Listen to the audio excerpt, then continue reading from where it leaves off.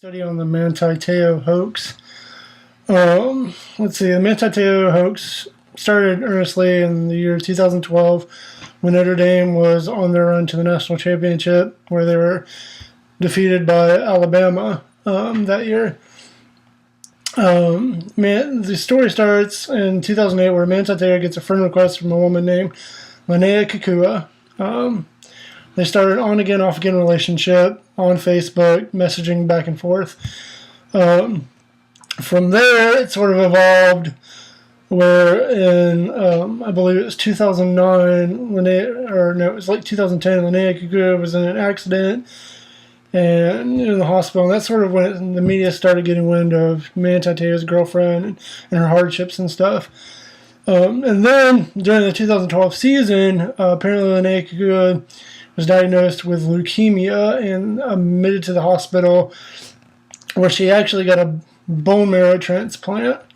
And that made national news. And Taylor was like, "I'm playing for Linnea," and that's why he was playing so well that year. He was a Heisman front runner and everything. And then the Michigan State game came along, and Michigan State was a highly ranked team, and apparently Manti Te'o's grandmother died earlier that day or the day before, and then he got a call that Linnea Kekua had died as well, which is kind of fishy. That people kind of thought that was kind of weird, strange, but they believed Te'o because a guy by the name of Fred Matuatu, who was a fullback for the Arizona Cardinals, said that he had met Linnea Kekua at a charity event earlier in the year, and that she was beautiful and Polynesian, just like Manti Te'o said.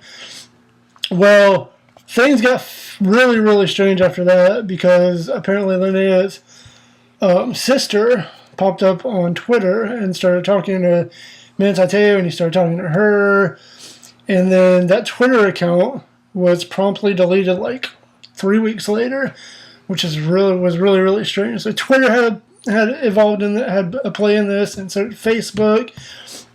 And then on January 16th, Deadspin found out that there was no such thing as a Linnea Kekua in the records or anything, and they broke the story that she wasn't real.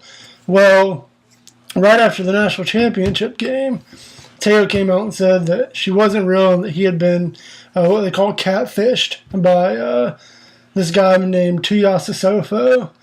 And that just started a whole huge media just like blitz on Manti Te'o.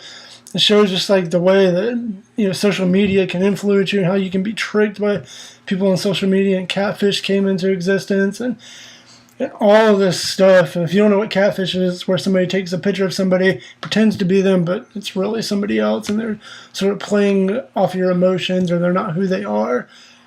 What's significant about the way the news and social media sort of follow this was they were all in on it. They were like, yeah, this guy is all like real, saying all this stuff is true. And then they started hearing the crazy stuff, like other person popped up on Twitter, and this person said they did this, and all this stuff happened to this one person. It just really didn't sound right. And social media played a huge involvement in this with Twitter and Facebook, and it also helped the media, sort of helped trick the media in a way. But the media, I guess, Deadspin, they did their due diligence, and ESPN, and they looked back and said, wait, is this person really who they say they are? Were they really in existence or not?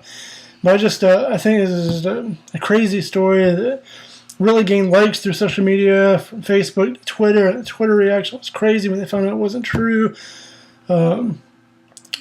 But yeah, this is my case study. I think that social media plays a huge part in sports and in media and news in general, and it's a huge part of today, and we have to be careful of the way we use social media.